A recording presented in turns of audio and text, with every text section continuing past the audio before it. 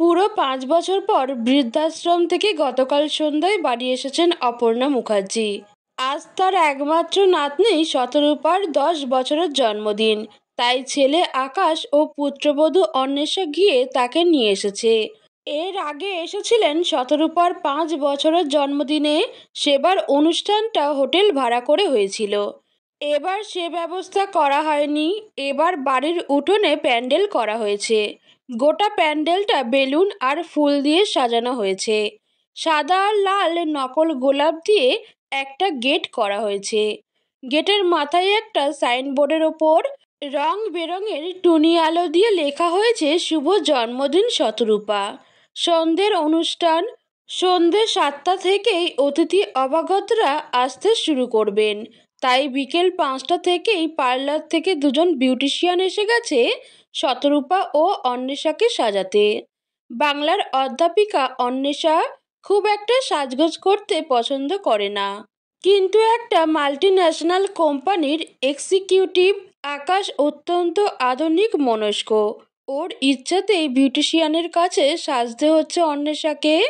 সাজতে যাওয়ার আগেই অন্বেষা একটা সবুজ পাড় ও আঁচলওয়ালা সাদা কাঞ্জিবরম শাড়ি অপর্ণার ঘরে দিয়ে গেছে। বারবার করে অনুরোধ করে গেছে যেন অপর্ণা শাড়িটা পরেন। আকাশ নিজে পছন্দ করে নাকি তার জন্য কিনেছে শাড়িটা। এত জমকালো শাড়ি পরতে একদমই ইচ্ছে করে না অপর্ণার, কিন্তু তবুও ছেলের মন রাখতে তাকে পরতে হবে শাড়িটা, না হলে অশান্তি হবে। সারা জীবন নিজে শিক্ষকতা করেছেন, তারপর তার স্বামী অম্বরীশ মুখার্জি ছিলেন একজন নামজাদা কার্ডিওলজিস্ট। অর্থের অভাব কোনোদিন ছিল না, তবুও নিজের জন্য কখনো দামি শাড়ি কেনেননি তিনি। স্বামী অম্বরীশও ছিলেন অত্যন্ত সাদাসিধে মানুষ, সাজ পোশাকের ব্যাপারে উদাসীন ছিলেন চিরকাল।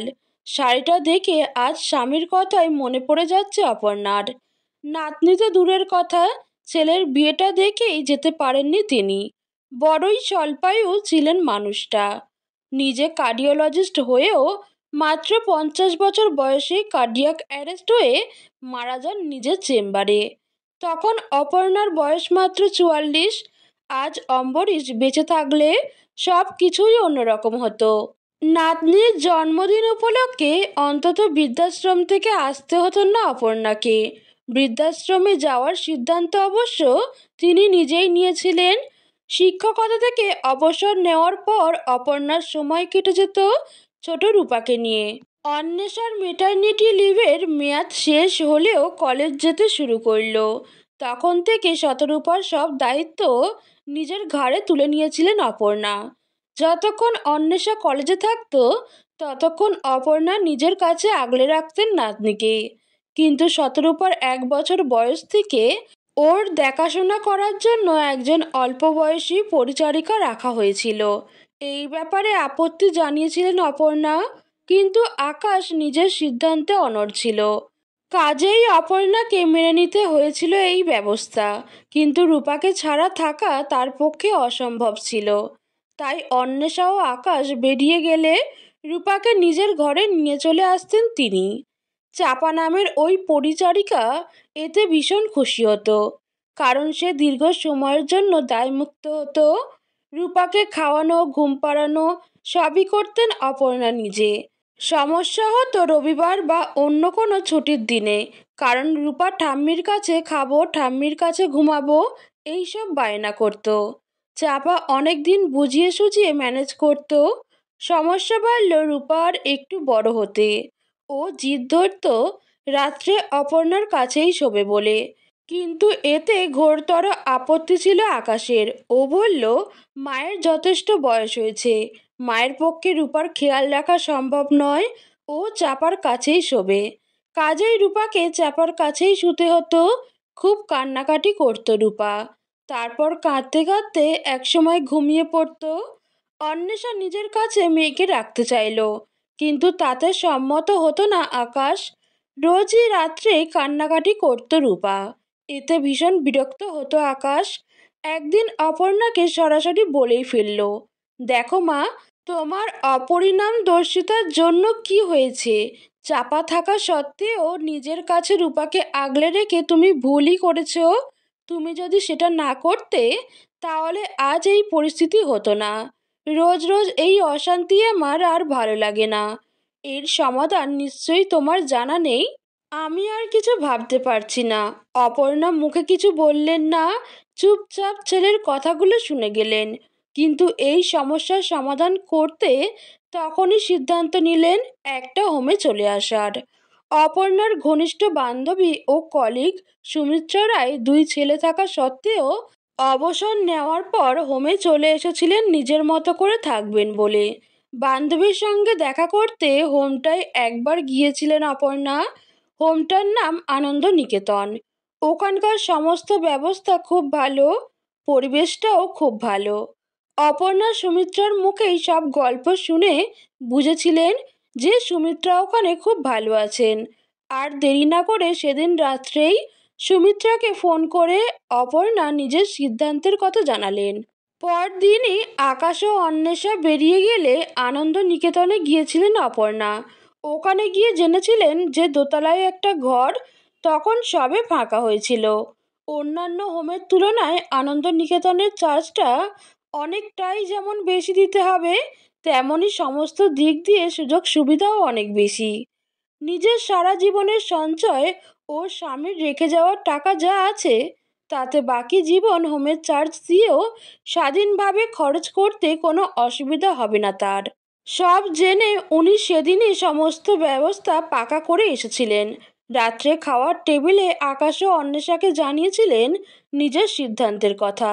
সেদিন ছিল জুলাই মাসের 24 তারিখ। উনি বলেছিলেন আগস্টের 1 তারিখে আমি হোমে চলে যাব। বাকি জীবনটা একটু নিজের মতো করে কাটাতে চাই। তোমাদের জানানো প্রয়োজন মনে হলো বলে জানালাম, তবে আমার সিদ্ধান্তে নড়চড় হবে না। অন্বেষা আপত্তি জানালেও আকাশের হাবভাব দেখে মনে হয়েছিল ওর সম্মতি আছে। ও বলেছিল, যদি সমস্ত রকম ফেসিলিটি থাকে, যদি তোমার কোনো অসুবিধা না হয় তবে থাকতে পারো, তবে কোনো অসুবিধা হলেই বাড়িতে ফিরে আসবে। এরপর আর কোনো কথা হয়নি। সব গোছগাছ করে নির্দিষ্ট দিনে আনন্দ নিকেতনে চলে গিয়েছিলেন তিনি। আকাশ ও অন্বেষা দিতে গিয়েছিল তাকে। তারপর দেখতে দেখতে কেটে গেছে 7টা বছর। এর মধ্যে একবার এসেছিল এই বাড়িতে, সেটা শতরূপার 5 বছরের জন্মদিনের সময়। সেবারও আকাশ ও অন্বেষা গিয়ে নিয়ে এসেছিল তাকে। সাজানো কমপ্লিট হয়ে গেলে এক প্রকার ছুটেই অপর্ণার ঘরে ঢুকলো শতরূপা। একটা পিঙ্ক কালারের গ্রাউন পরে আর সেজেগুজে পরীর মতো লাগছে শতরূপাকে। ওর পিছু পিছু ঢুকলো আকাশ ও অন্বেষা। আকাশের হাতে একটা ছোট্ট নেকলেস বক্স, অন্বেষার হাতে একটা কানের দুলের বক্স। ওরা ঢুকতেই রূপা অপর্ণাকে জড়িয়ে ধরে বলল, ঠাম্মি, আজ তোমাকে কথা দিতে হবে যে তুমি আর হোমে যাবে না, এখানে আমাদের সঙ্গে থাকবে। যদি তা না হয় তাহলে আমি ড্যাডের দেওয়া নেকলেস, মমের দেওয়া দুল কিছুই পরবো না, আর কেকও কাটবো না। আকাশ বলল, তুমি একটু ওকে বুঝিয়ে বলো মা, আমরা অনেকক্ষণ ধরে চেষ্টা করেও কিছুতেই এগুলো পড়াতে পারিনি ওকে।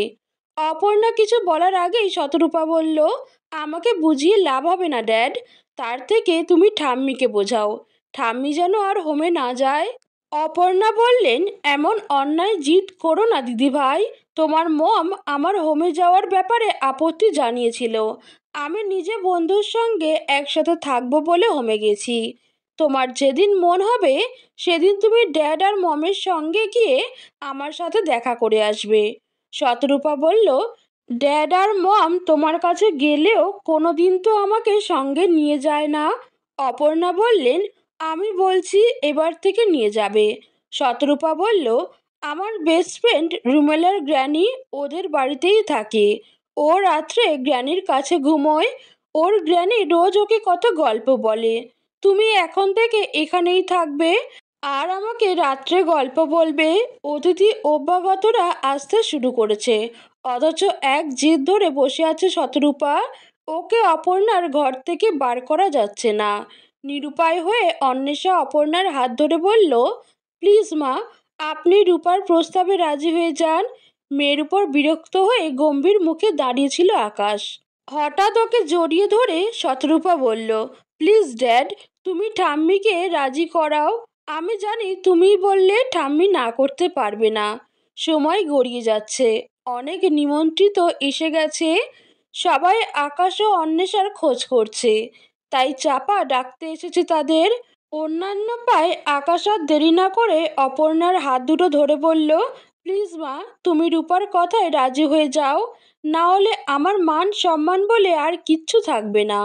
তারপর রূপার মাথায় হাত রেখে বলল, মামনি, আমি কথা দিচ্ছি যে তোমার ঠাম্মি রাজি হলে আমি কালই তোমার ঠাম্মিকে ওখান থেকে একেবারে নিয়ে চলে আসব। এবার তুমি তোমার ঠাম্মিকে রাজি করাও। দু চোখে জল নিয়ে রূপা অপর্ণাকে জড়িয়ে ধরে বলল, এবার তুমি না করো না ঠাম্মি। রূপার চোখের জলে গলে গেল অপর্ণার হৃদয়। সব অভিমান ভুলে অপর্ণা বললেন, বেশ, তাই হবে।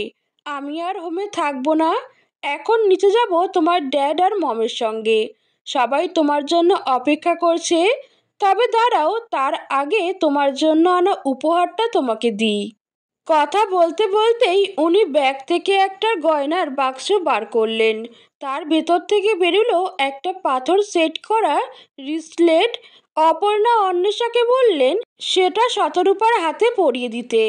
অন্বেষা সেটা পরিয়ে দিতেই শতরূপা বলল, এটা আমার আজকের বেস্ট গিফট। আকাশের দেওয়া শাড়িটা পরে আগেই তৈরি হয়েছিলেন অপর্ণা। সবাই একসঙ্গে নিচে নামলেন।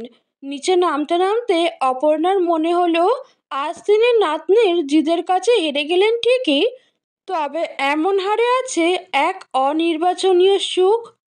গল্পের নাম হেরেও সুখ, লেখিকা অদিতি ঘোষ।